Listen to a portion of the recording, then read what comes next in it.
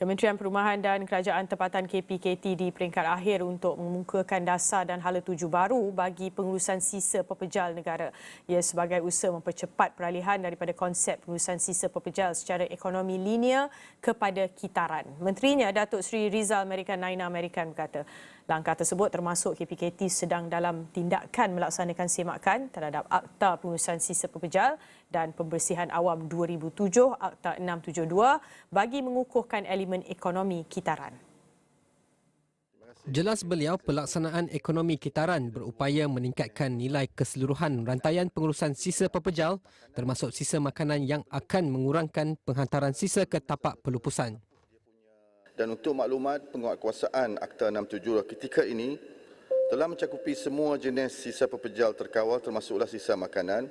Namun pelaksanaan akta ini adalah hanya terhad kepada sektor isi rumah dan industri, komersial dan institusi serta sektor pembinaan di negeri-negeri yang hanya menerima pakai Akta 672 sahaja.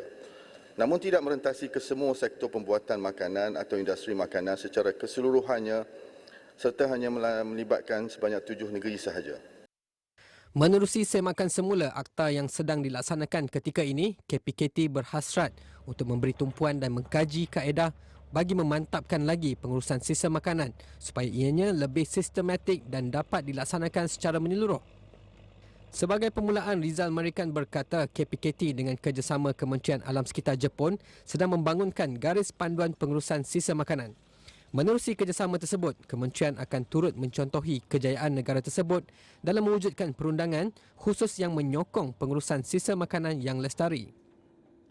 Ketika ini beliau berkata negara menjana sekitar 38,000 tan metrik sisa pengurusan pepejal sehari dengan hampir 45% daripada jumlah tersebut adalah sisa pepejal makanan. Justru dalam memantapkan pengurusan sisa makanan, Rizal American menambah, KPKT antaranya menganggotai Regional Working Group yang dianjurkan United Nations Environment Programme atau UNEP sejak 2021. Ia bagi membangunkan Food Waste Index ataupun FWI untuk mensasarkan penurunan sisa makanan di premis kediaman, premis penyediaan makanan dan peruncitan. Beliau menjawab soalan Ahli Parlimen Kemaman Cik Alias Hamid mengenai keperluan mewujudkan akta berhubung dengan isu pembaziran makanan di Malaysia yang setiap tahun semakin membimbangkan.